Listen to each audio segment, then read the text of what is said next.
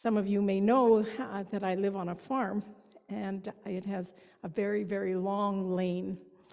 And I remember a long, long time ago, on one of our long, meandering walks, my then 5-year-old son handed me yet another stone. So I put it in my pocket, and later I took it out of the pocket and I dropped it on the lane. He was a great collector of stones, and at some point you just think to yourself, really? Another stone? And when we got home, he asked me for the stone with the diamonds in it, and I had to sheepishly admit to him that I didn't have it anymore. He asked me if I hadn't noticed how special it was, and I had to tell him I didn't know that it was special, so I threw it away. And often when we encounter something which we do not see or appreciate or understand, we simply throw it away, or at the very least, we ignore it, we neglect it. And isn't it that way with stories like the ones that we just heard today from the scriptures? We have heard about waters being parted to allow the escape, or we've heard about burning bushes, or a chariot of fire and horses of fire, rainbows, or a man taken up into heaven. And what do we do with those stories? We simply shrug our shoulders and dismiss them as maybe somewhat of an idle tale. We hear about how Jesus was transformed on the mountaintop. His clothes became dazzling white, such as no one on earth could bleach them. And how Peter and James and John were visited by 2 men long dead. And we say to ourselves, that's all very nice. That's all very nice, but what does it have to do with me? And we go on as if these things never really happened, as if they never can or will happen. And honestly, most often we ignore the experience that the disciples witnessed Jesus undergo. Most often we don't reflect on the overwhelming brightness of Jesus' appearance, and very little is made of the fact that Peter, James, and John saw Moses and Elijah talking with Christ, and then they heard a voice from heaven. And most often we skip right over the absolute wonder of the experience and go to the part about how Christians are called to come down off the mountain and serve in the valley below. And do you know what? I think that's too bad. I find it to be sad how many of us ignore or neglect or scorn the prophet's ecstasy, the dreamer's vision, and the worshiper's conviction that he or she had heard God speak. Most of us are convinced that our faith is about doing good things, about showing love and care for one another, and truly, that is what faith is about. But just as importantly, our faith is also about the longing to see God and experience God's power. It is about being touched by the Spirit and being inspired by the voice of God whispering in our ears. Truth be known, our faith is so rich, our God is so good, that it makes no sense at all to limit what is possible. As in the book of Hebrews, we are reminded to not be forgetful to entertain strangers, for thereby some have received angels into their houses unaware. But also, we are reminded how critical it is to seek to comfort the distressed and to heal the sick. We are reminded that it is possible to see a new heaven and a new earth. Yet it is still critical to seek justice and to resist evil. It is about being renewed by God, but it is just as important to share our faith stories with others. I read a story a long time ago, and I wish I could remember where it came from, but I can't. And so I offer my gratitude to someone somewhere who wrote this really nice story. It happened many, many years ago when such things as this happened. A boy who lived far out into the country on a farm, he had reached the age of 12 and had never, ever in his whole life seen a circus.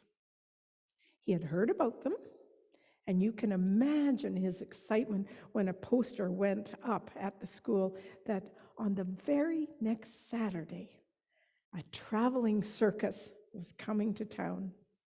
He ran home with the news, and then came the next question. Mom, Dad, can I go? The family was, as they used to say, dirt poor.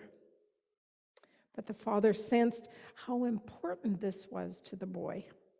So he said, listen, if you do all of your chores ahead of time, I'll see that you have the money to go.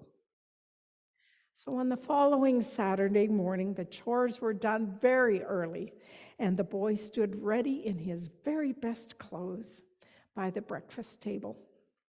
His father reached down into his overalls and pulled out $1 bill. The most money the boy had ever seen or had at one time, and received this $1 bill. And after the usual cautions about being careful, the boy was sent on his way. The boy was so excited, he fairly flew all the way to town. And when he got there, he noticed all of the people were lining the streets, and he worked his way through the crowd until he could see what was going on. And there in the distance, approached the display of a circus parade. Oh, it was the grandest thing that he had ever seen. There were exotic animals in cages and bands, and there were little people, and there were acrobats, and all that goes into making the absolutely perfect circus. And after everything had passed by where he was standing, a circus clown with a big floppy shoes and baggy pants and a brightly painted face came by, bringing up the very rear of the parade. And as the clown passed by where he was standing, the boy reached into his pocket and got out that precious $1 bill, and handing the money over to the clown, the boy turned and went home. Well, the mistake that the boy made is the same mistake that we can make in our spiritual lives.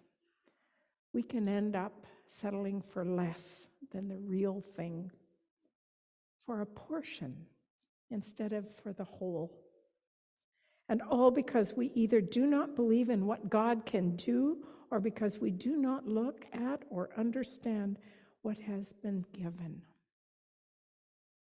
I did not know that the stone had diamonds in it, so I threw it away. I did not know what it was, so I threw it away. I believe that a most common problem faced by members of the United Church, and probably other members of other churches, is the fact that they do not believe in, and thus are not open to, those special moments, the special touches that only God can give. I have heard that people have no energy for living the Christian life because they do not get fed by the church. But I believe that people are out of energy because they fail to recognize the food that is right before them, because they fail to take and eat what God seeks to give them. I don't know if most of you will know where Holland is, and just south of Holland, there used to be a monastery that used to be quite active. And for many, many years, there was an interdenominational group that gathered for prayer, for reflection, and for study. And it was open to all denominations, Protestant and Catholic. But there was only about 8 or so of us that attended. There, people could express a yearning to know and to feel God's deep presence in their lives, and that's where they found it. We prayed for and with one another.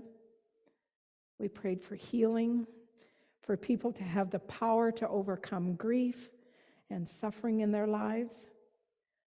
We prayed for peace, for others to discover what God wanted them to do about a particular situation. Finally, my turn came to be prayed for. And I asked that all might pray, that God might help me sort out all of my wanderings and wonderings about what I suspected was a call to ministry. And when the hands came down on my head and on my shoulders, and the people gathered around me and began to pray, I felt an energy go through my body like a rushing river. And I trembled as the words of prayer flowed around me and over me.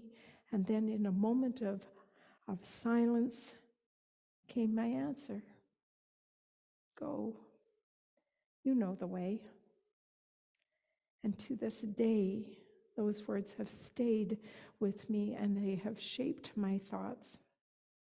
It was a moment that fed me and to this day still feeds me. For me, it was a profoundly spiritual moment. In some ways, not much different than the experience of Jesus and the disciples on the Mount. Or as Elisha crossing the Jordan with Elijah was a turning point, I cannot tell you or explain at any length what a holy moment is. Nor can I tell you how special and if special and sacred moments will ever come to pass for you, nor can I even promise you that you will have such moments, if only you do this or that. But I can tell you, and I do now tell you, that these moments are real, profoundly real, and that they come to us most often when we put ourselves in the way of them. As another preacher put it one time, you can't have a mountaintop experience if you don't go up to the mountain. Elisha followed his teacher Elijah around the country, despite Elijah telling him not to when he had his experience. He actively sought a double portion of the Spirit that filled Elijah and was patient to receive it. Peter and James and John were obeying Jesus when they witnessed his transfiguration. They had climbed the mountain with him as he went to pray. The sacred experiences that are recounted in the Bible, the experience of the divine that are recorded there, they are still needed today. And they still occur today. I don't know if any of you are familiar with 12-step programs, but one story that always stands out to me is the description of Bill W.'s spiritual experience or awakening. Bill W. was one of the founders of Alcoholics Anonymous and had battled alcoholism addiction for years when he was approached by a friend who shared his faith story. And this friend, asked him if he would consider faith. You see, Bill had fallen away from faith, but was desperate to find a way to live. And from this moment in Bill W.'s life, there is now over 2.1 million people who have sought freedom from addiction through Alcoholics Anonymous. From the big book of Alcoholics Anonymous, I want to share these words. This is Bill W. speaking. There I humbly offered myself to God as I understood him, to do with me as he would. I placed myself unreservedly under his care and direction. I admitted for the first time that of myself I was nothing, that without God I was lost. I ruthlessly faced my sins and became willing to have them taken away.